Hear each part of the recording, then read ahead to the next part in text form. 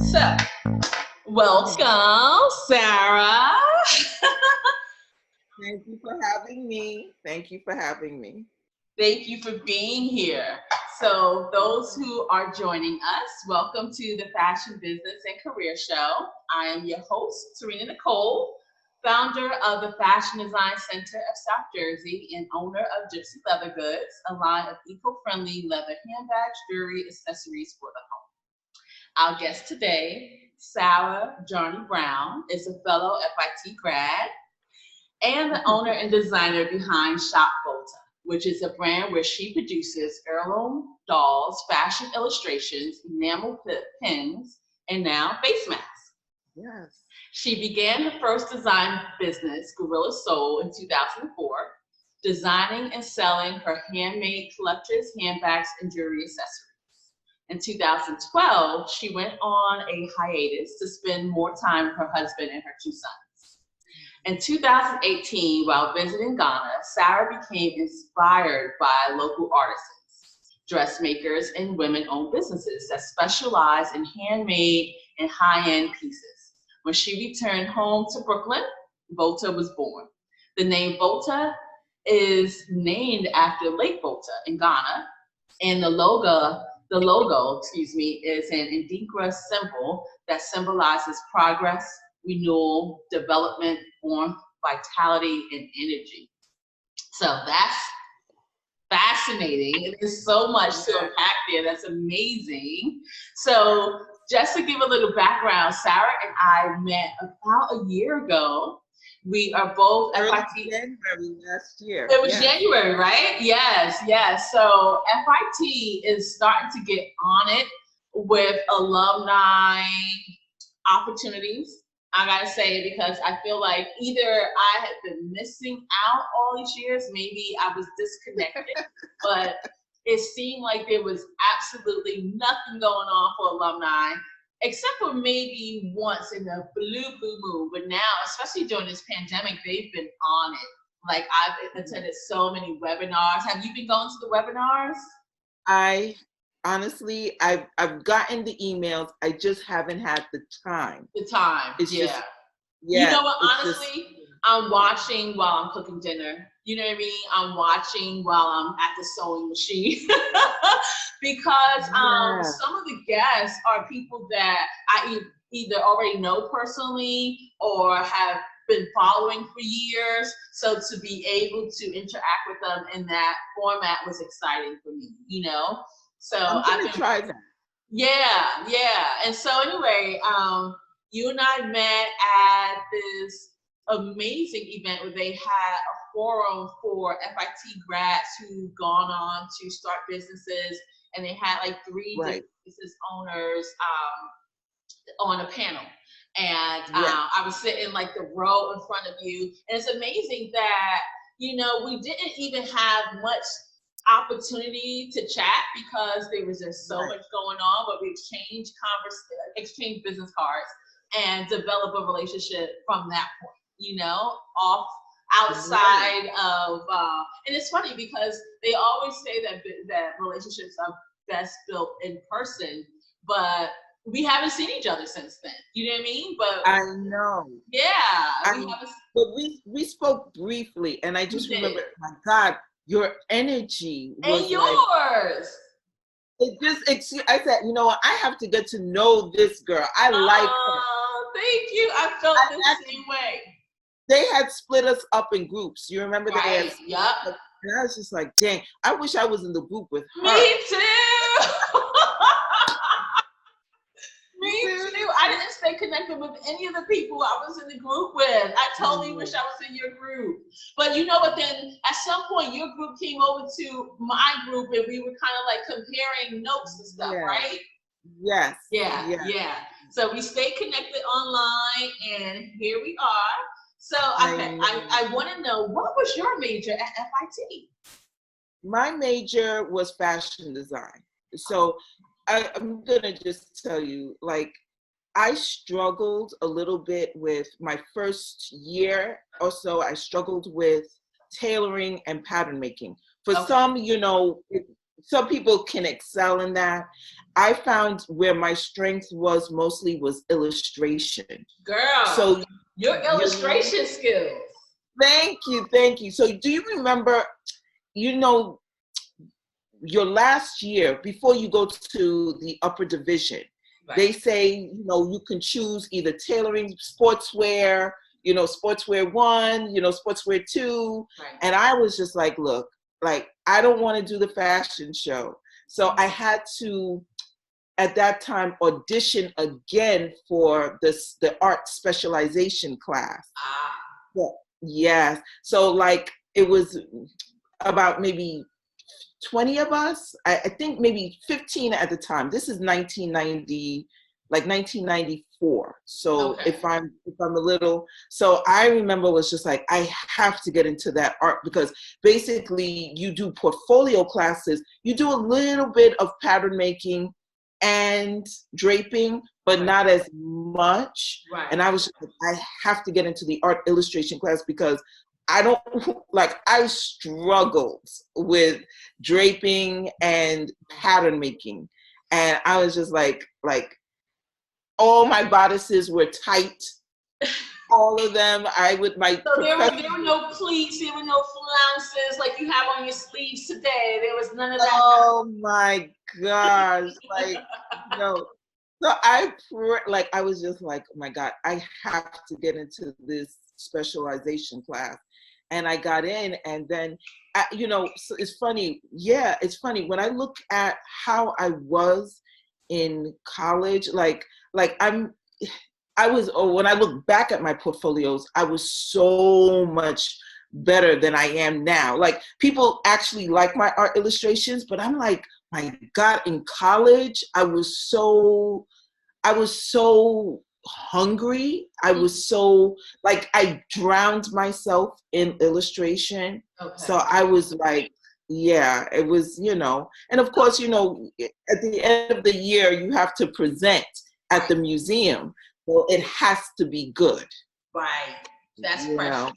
Yeah. Yeah, it is. So I started out as a fashion design major. Nice. But before, I was so hungry that before so I was plucked out of my 6th grade class and told that I was artistically talented. Nice. And so because of that, I was sent across town for junior high, and they had an art magnet program. So the first 2 hours of every day I did art, and we were able to do several different disciplines, from architecture to photography to clay. And so I did that for 2 years. And long story short, well, I guess I gotta tell this part too. So I applied to the only art high school that we had in the area, which was downtown Newark, Arts High School. And Arts High was actually the first arts high school in the country. You know, before Fame, it was Arts High, it was the first one. And so I was excited to get into that. I got to the fashion design program, but I was lonely. Like, so yeah, none of my friends from my junior high school applied, or if they applied, they didn't get in. I don't remember. I was the only one besides one other girl who I wasn't friends with. So I got down, and I came from Irvington, which is it used to be a suburb of Newark. Now Irvington is hood, so you can't call it much of a suburb at this point, but it's a much smaller, contained town where everyone pretty much knows each other. So now I'm in the big city, I'm downtown Newark, which was only 15 minutes away on the bus, but I just felt overwhelmed. You know what I mean? I went from being popular to everyone knew me to being nobody. No one knew me. I was so like, and the teachers didn't really offer any guidance. Like, okay, you're new, let me guide you, let me take you under my wing. It was just like sink or swim. And so I begged to leave the arts high school and to go to my local high school, Irvington High School. Luckily, there was a fashion design program there too, just random, you know. And so I did continue my fashion design studies there, applied to FIT. I never even heard of accessory design. It didn't even dawn on me that someone was designing shoes, someone was designing jewelry, someone was designing handbags. I thought fashion design was designing clothing. So Right. I went to another college first in Philly. Then anyway, long story short, by the time I applied the second time to FIT and got in for September, it was like January. And so I was antsy. I couldn't wait until September to start my studies. So there was a school downtown Newark, adult school called the Fashion Design something or another. I can't remember, but it was a fashion design school where you could study pattern making. And so I went, I had never heard of pattern making. I didn't know anything. Like my mom did all my sewing, but she would use patterns from, what do you call it, simplicity patterns and things like that, you know? Right. So yeah, I thought that's what it was all about. I didn't know anything. And so when I got there, I was just so excited to be studying fashion that they could have told me to repave a street and I would have been like, hey! You know, I was just so excited. So the first thing I started with was pattern making. And so because of that, I'm very skilled with pattern making. And so before I even got into FIT, I had, because it was only like a 4-month program. So I earned my certification in pattern making before I even got to FIT. So, you know, I was already accepted, but waiting for classes to start in the fall, you know, got my certification in pattern making. And so when I got there, I was already advanced when it came to that because I was, I already had certification. And so, but the very next semester was draping. And again, something I never heard of because all I knew at that point was flat pattern making. And so I found draping as opposed to flat pattern making to be like so much more liberating. You know what I mean? Flat pattern making, because flat pattern making is so technical. It's like creating the floor plan of a building. I compare it to architecture so much because that's what pattern making is. It's architecture for your clothing. You know, while draping is freeing, yes, you still have to be technical, but you have so much more liberation to do so. Exactly. So because of that, I am strong with pattern making and draping, but I owe it all to that fashion design program that I went to before FIT. Because if I would have started pattern making at FIT, I would have been very intimidated. Brutal. Yeah, it's brutal. It's brutal, you know, and the teachers also, they're not warm. This woman, the woman who ran the school was also my instructor. You know, she was Portuguese. She would bring in all these Portuguese dishes. She was just warm and mothering. And so I learned very well under her tutelage. Get up in here. Not open. Sorry. No. Sorry, I'm working. So anyway, every time I'm in my studio, someone's knocking at the door. Usually they're asking for money, but this guy actually wants to come in here and do some type of work, but I'm good. Anyway, so FIT. I wind up in this, okay, I'm going to shut up in a second because this is not about me, it's about you. But I wind up leaving FIT, moving to Atlanta for a year, working as an assistant designer for a brand out in Atlanta and discovered accessory design. She asked me to design some handbags to go with a collection that she had in her store because she was a designer who owned several boutiques. Her name was Renee throughout Atlanta, and she used to dress TLC and all the Atlanta stars. And so she had me design some handbags, and I went home because when I moved to Atlanta, I moved with a bag of fabric. It was too little fabric to design a collection of clothing, but just enough to design a collection of handbags. So when I came back to New Jersey and went back into FIT, I changed my major to accessory design, and that's all she wrote. So yes. We all have to get our start somewhere. So, okay, so what was your desire? What did you want to do with illustration? Did you want to go into the industry as an illustrator? I wanted to go into the industry initially as just a designer. But the thing was, like, my portfolio was a little out there. So like I knew I couldn't get a job in the industry, like working at, like, let's say Eileen Fisher. Like that was not my style. So I was trying to get into the urban, and even back, you're a lot younger than me, even back in 1995, I was like already suggesting like women cannot wear big clothes. At some point we need to still do urban, but we need to kind of refine it. And I remember trying to get a job at like P&B Nation, Mecca, all of these places, but they were like, they were dressing women like the men back then. Exactly. So they were like, this is where we want to be, but in 10 years. And I was just like, I'm just telling you, I'm predicting this. Like, it's like women don't want to be like that. Right. So I mean, it's cute for a fad, but it's not going to last. Exactly.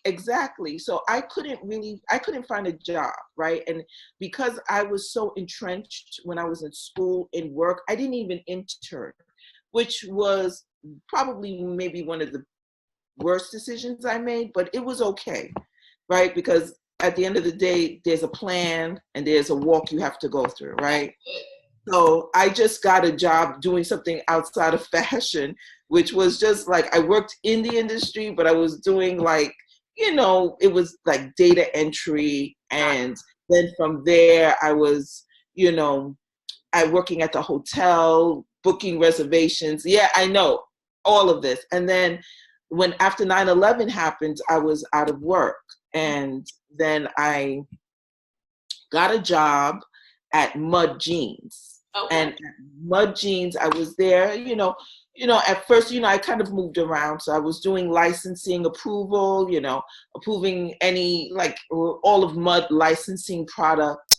And then from there, I moved to become an assistant designer. And honestly, I wasn't even like designing jeans and stuff. I was designing back pockets. Like that would be like one of my small things that I would do. And that's what people don't understand about the fashion industry, is that you have a very specific job. You know what I mean? And you just do that one specific job all day long. Or if they find out, Illustrator, so then can you like make this hang tag for us? Right. But it's like, not all creative work. It's not. But can I tell you, from working at Mud Jeans, right? After a while, the company, but after that, when it was sold to the Chinese company, they would buy all of these jeans, and they would just like kind of like these samples from Europe. And I would use those samples because after a while, after a season, they'll say, okay, we use this for inspiration. Now, let's move on.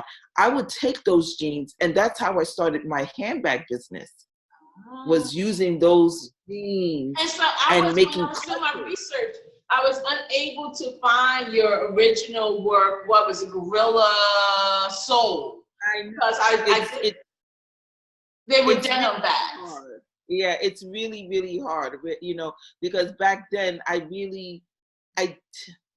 don't have, it was, years ago. I mean, we had the internet, but not like now. Find certain things you may find, like a little bag that may have been posted, but other than that, it's very hard. But yeah, it was, I had a good run with that, doing the handbags. It was great, but then I just got kind of, burnt out. It was a side hustle for you at that time. I'm sorry? I didn't hear what you said. It was a side hustle. You did it on the side while you worked full time. Yes, I did. So, but I didn't have children, so it was easy. Yes. It was easy. So I'm curious to know, what inclination did you have as a child that pushed you towards a career in design? Were you creative as a kid? My dad used to purchase these series of books, right? This is in the early 80s. And some of these books were like, poems, read-alongs, all about animals, all about, about trees. But there was this one particular book, it's like 1 through 10. And it was this book called Make and Do. And in this, I have it actually downstairs. I took it from my mother's attic. And in this book, at second grade, like I was home from school and I think my dad was watching us and I had nothing I wasn't doing anything. So I looked up this Make and Do book and I was just like, oh, like all I need is a needle, thread, and a sock. And I could make this doll, like this project like that. Yeah. Right. And so then I was just like, after I discovered I can use a needle, then like my parents would never buy me, they would buy me a Barbie doll with like one dress. They never bought me like Barbie dolls with 8, 10 different dresses. So I had to figure out, okay, I'm going to make my Barbie doll out of a dress. That's how I started. Dress. Yeah. Right. And I would take a sock and make a tube dress because that's the only thing I could do. But then after that, it just came from that and then to sketching.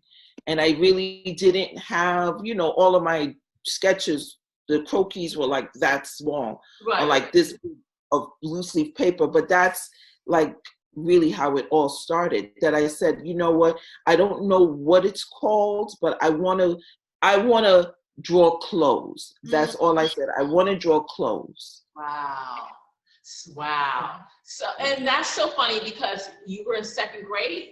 I was in the sixth grade when I made the proclamation. Up until that point, I just said what everybody wanted to hear. I was a straight A student. I'm going to be a doctor. I'm going to be a doctor. Then all of a sudden in sixth grade, it hit me. No, I'm going to be a fashion designer. Yeah. Exactly. So even while you were at FIT, did you know it was going to lead to doll making? No. When did doll making come into play? So when my sister had her twin girls, right? I said I don't have girls, right? So I said I wanted to make them something that it's my gift to them. So like I'll be dead in 70 years. I'll be dead. I'll be long gone. I'll be long gone. This will still be here.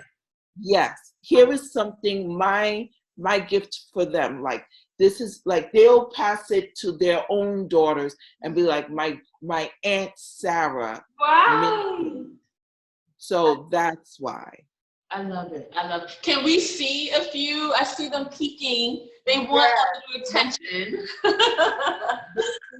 This here, she's like one of my favorites. So she kind of reminds me, her jewelry reminds me of South Africa. So yeah. Some people are a little confused about. I'm sorry? Are your parents from the continent? Yes, my father is Ghanaian, and my mom is from Sierra Leone. Oh. Yeah. So when did you come to Brooklyn? Were you born here or no? I was born in the Bronx. Okay. I grew up in the Bronx. I came to Brooklyn when I met my husband, but my parents have been here. Me and my sister are first generation born, of African parents. Yeah. Got you. But the trip, my father was always planning to take us to Ghana. My father passed away. So I made it a point, like, I need to go to his homeland. Absolutely.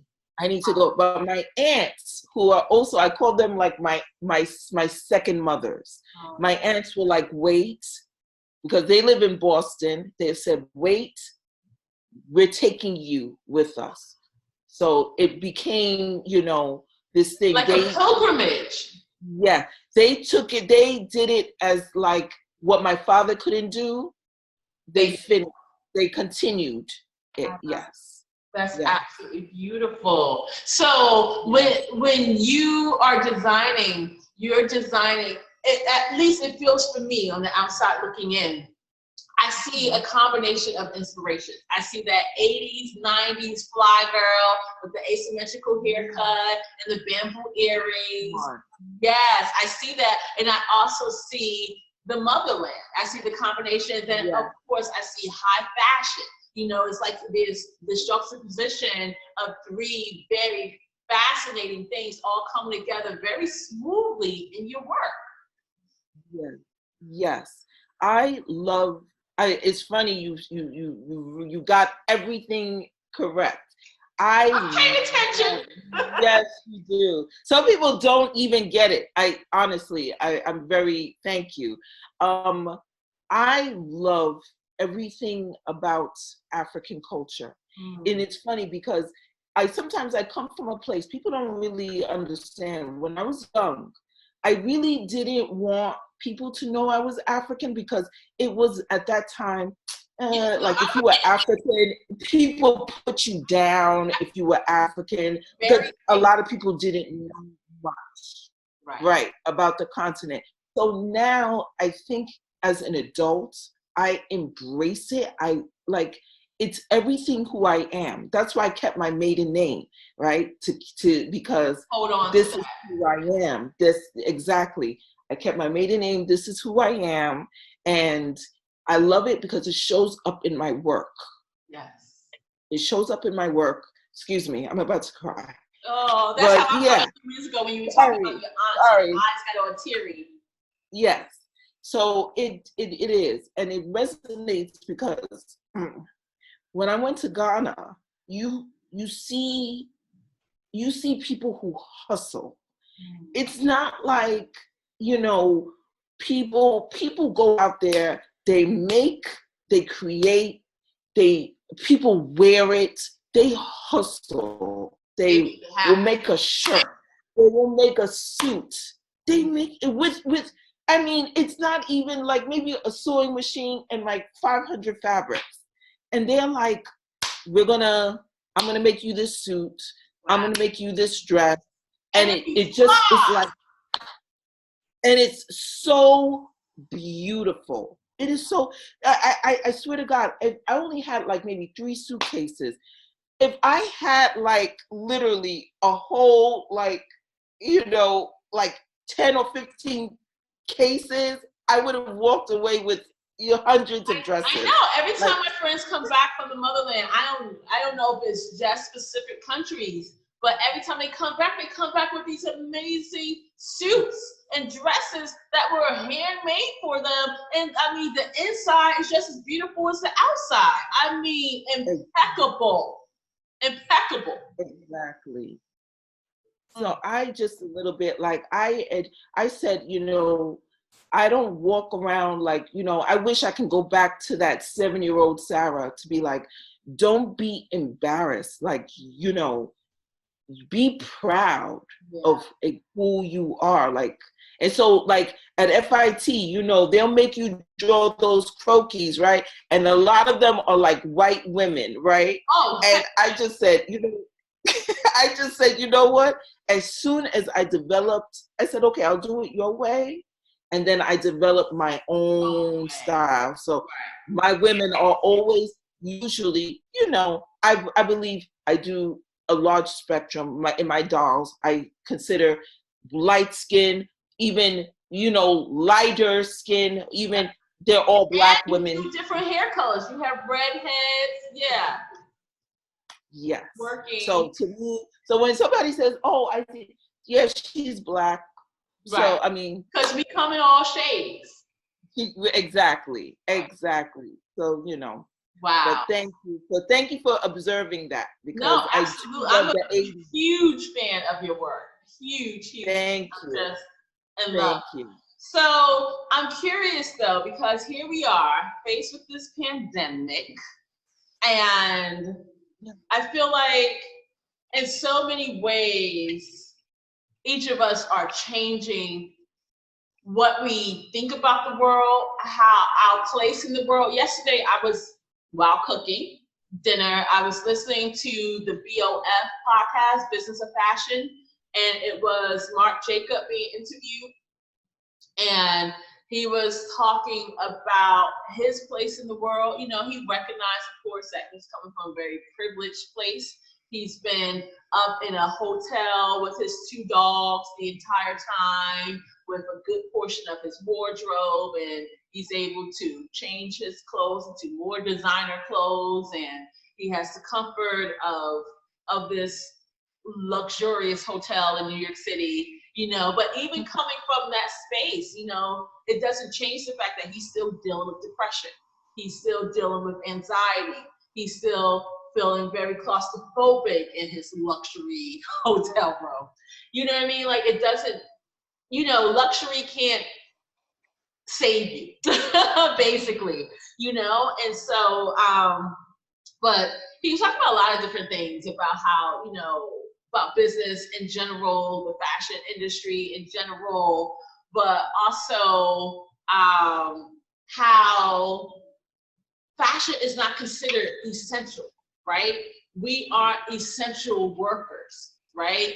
But he's like, if I was to be in this luxury hotel room without my clothing, you know, if I was sitting up here with just the essentials, just bread, water, and, you know, this roof over my head, I would have gone crazy a long time ago. You know, I need lights on the wall. I need film to watch movies. I need my clothing to put on, even though if I'm only going to the sofa. But I need to be able to put this on so I can feel like myself, so I can feel normal, as close to normal as possible, you know? So even though what we're doing isn't essential, without it, though, this would be a very different experience, you know? I mean, I'm not saying that we will all be naked, but even if we all just had on maybe a robe or a hospital cloth thingy to clothe us, it's not the same as being able to put on our head wrap, our favorite cotton tee, our, you know, our designer jeans or your non-designer jeans, whatever it is that makes you feel like you know, is important. And so, yeah, thinking about that as, because I think in the beginning it was like, wow, we're not essential. You know what I mean? It's like, are we important? But I think it's really important that we all remember how life would be without us creatives. We are life, you know, we're very important. But get back to how you were able to pivot, you know, besides the illustrations, you have your line of enamels. Do you have any enamels available to show us? Because I love your pin. Oh my goodness. No, I didn't pull any enamels. Okay. Well, but guys, if you could they could go on the website. Yes, go to the website, shopvolta.com. But if you can just imagine some of her amazing illustrations as pins that you can actually wear on your clothing. Yes, that's what they are, and they are dynamic. But I see that you were able to also pivot into mask making. And that I absolutely love because, you know, I felt so proud of us as a community. Like when we realized that doctors and nurses and our postal workers and the people in the front line needed us, we jumped on it, like the whole sewing community, no matter from the lowest, just little grandma working in her living room to higher end designers, you know, even Louis Vuitton, everyone jumped to work on making masks for the world. And I'm so proud of the sewing community in general, whether you consider yourself a seamstress or a designer or whatever. If you got to work and make sure that the people that you have contact with can use something that you make by hand, I'm very proud of that. And so, you know, you jumped on it and you're making beautiful masks. So I'm curious to know, how else do you think this pandemic has affected your business? Besides the mask making, like going forward, do you think that masks are something that will stay in the collection, or do you think that there are other things that you're going to add to your work or take away from your work? Like, are there other ways that you're thinking about changing that you weren't thinking about just because this pandemic has happened? the masks thing, I think I know I will be wearing it for a long time. Hello. I honestly, I feel naked actually going outside without one, Mm. you know. I also think too, it's that essential accessory now, just like, you know, how we wear our head wrap as an expression. I think the face mask will also be that. I've honestly, with the face mask thing, how that came about was there was someone on my block that actually made me one. And I was so appreciative of it. But I said, I could actually make this, like, it was an okay fit, not to put her down. I appreciate it. Right. But I said, I could actually make this, and I wanted to make it for my children as well. So I just went about making my own pattern, and then I was giving it to my sister, you know, she's a nurse out in New Jersey, and my parents, my in-laws. And so then I was just like, you know, I began selling it on the website. I could have sold it. Somebody said to me, you could sell it for like $15, $20. I sell it for $13 because I want to make it affordable for everyone to wear. Yeah. Like this is even like, I even see people in the street without one. I'm like, just let me know. Like, I will give you one. Like, I just want everyone to wear a mask to protect themselves. Yes. So I think that masks, you know, I've been honestly selling very well, and I've just been, you know, sourcing, you know, African fabric and, you know, blocked wax prints and everything. So I think I'm going to have it on as a collection for a while, until we can figure out what's going on with this virus, because this virus, like, I don't think people really understand. When I see people out there without masks, I'm like, do you not understand that we have a government that doesn't fully understand what we're dealing with? Right. Like, it's in the air. If someone sneezes, it's in the air for like 3 hours. We don't trust what we can't see. At least, I'm not saying we, including myself, because child, listen, I've been wearing my mask since the beginning, okay? Before it was mandated, I already had my mask, and I was already making masks, giving out masks before it was even mandated, you know? And with my mom, I took a week to just get out of Jersey to get, because I've been in this house, you know, well, right now I'm in my fashion design center, but I've been in my house for, I guess this is what, week 11 or 12, or it's been a very long time, you know? And so I felt like I needed to change the environment. My kids needed to change the environment. We got in a row for Mother's Day, the day before Mother's Day, to go spend Mother's Day weekend and spend the whole week with my mom, right? And down in Virginia, you know, they're number 48. We're number 2, New Jersey. You guys in New York are number 1. They're number 48.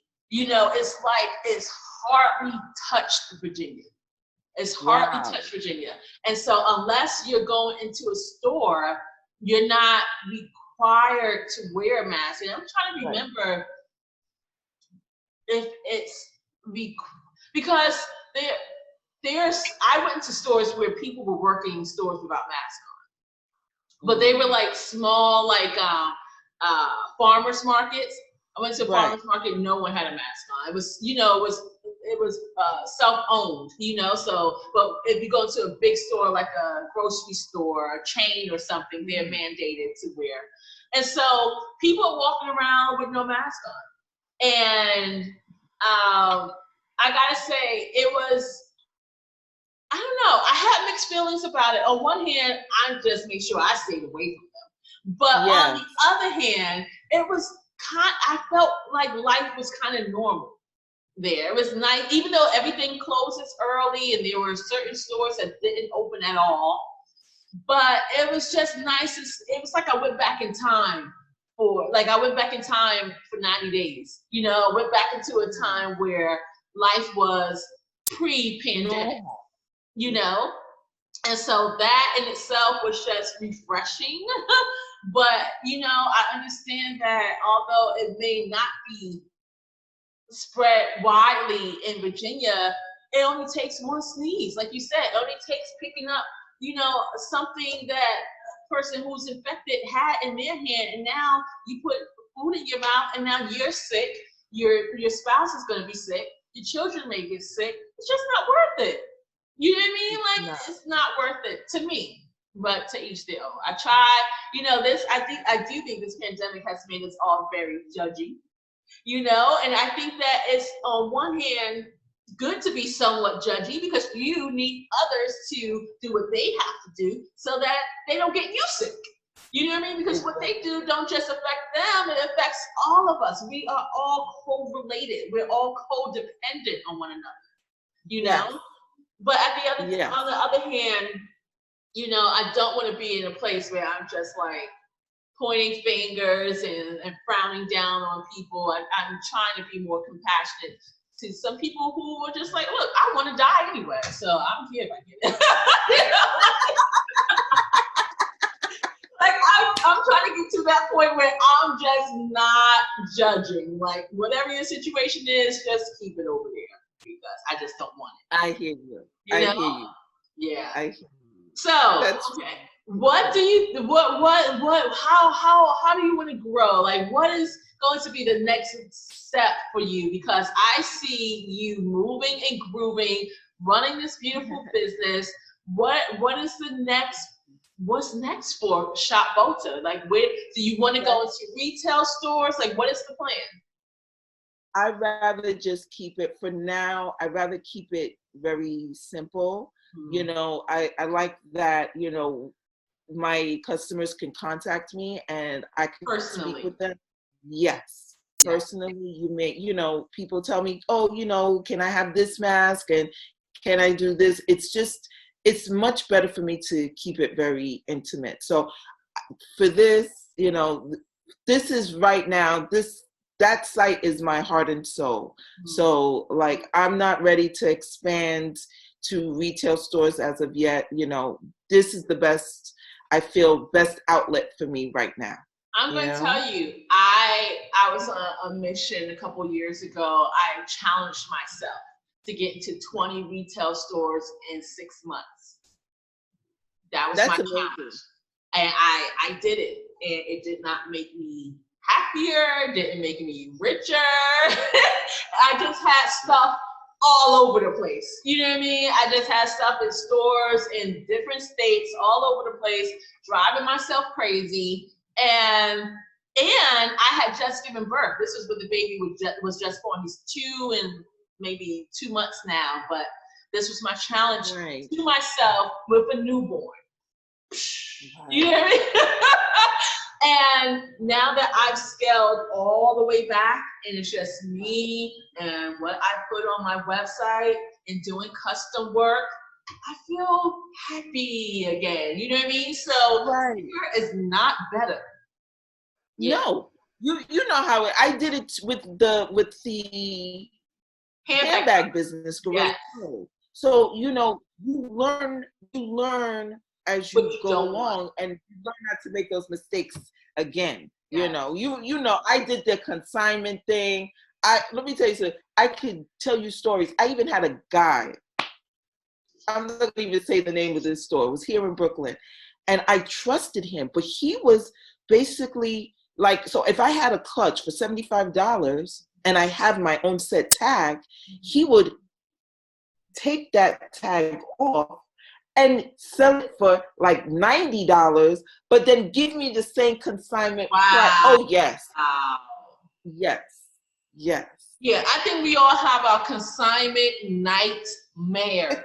And I didn't just do consignment. I did wholesale as well. But wholesale I found to be even worse because, I mean, you have to bring your prices down so low for wholesale. And then they act like, I don't know, I just feel like these boutique owners, I feel like with consignment, at least you have some control over merchandising.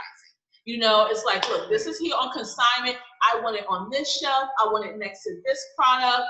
I am going to arrange my merchandise in a way that speaks to my brand. With consignment, you have that power. With wholesale, you sold it to them. It's theirs. And so they may not have any merchandising skills at all. And your product is in the wrong location in the store. It's next to things that don't coordinate. It looks crazy. And even though it's no longer your problem, whether they sell or not, it's on them, it's still your brand. So you still want to walk in and your stuff represented correctly. You know, so wholesale consignment to me is all the same. Ugh, I don't want neither one of it. You want my stuff, you come to me personally. That's it. I agree. Yeah. I agree. Right. Well, I hope.